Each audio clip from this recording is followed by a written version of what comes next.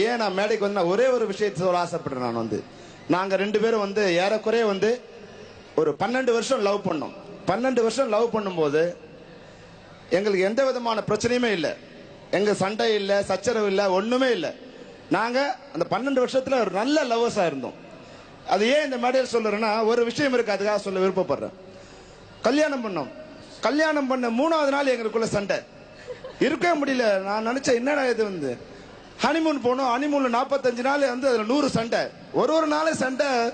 Honeymoon வந்த மாதிரி இல்லை, சண்டை போடுற மாதிரி வந்தது. ஹனிமூன்ல இருந்து வரும்போது நான் ஒரு முடிவோட வந்தேன். இது இனிமே இந்த நம்மளால வந்து கோயட் பண்ண முடியாது.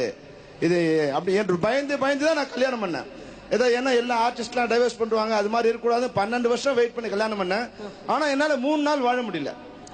ஏன்னு தெரியல. அப்ப வந்து ஒரே ஹெடேக். அப்போ ஒரே ஒரு டைரக்டர் வி சேகர், அவர் என்னுடைய மிகச்சிறந்த நண்பர். அவர்கிட்ட ஒரு நாள் சொன்னேன் இது மாதிரி ப்ராப்ளமா இருக்குன்னு சொன்னேன். அவர் ஒரே ஒரு விஷயம் சொன்னார். என்னன்னா, செல்வமணி நீ வந்து டைரக்டர், கொஞ்சம் யூகோ உள்ள கேரக்டரா இருப்பீங்க, எல்லாரையும் ஜெயிக்கணும்னு நினைப்பீங்க, பொண்டாட்டியை ஜெயிக்கணும்னு நினைக்காதீங்க. பொண்டாட்டியை ஜெயிக்கணும்னு நினைச்சா நீ தோத்து போயிடுவ.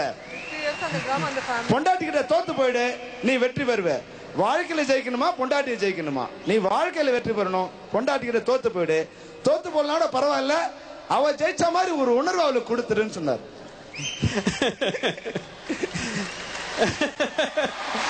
சார் எவ்வளவு பேர் நீங்க சொன்னதை ஒத்துக்கிறாங்க சார்.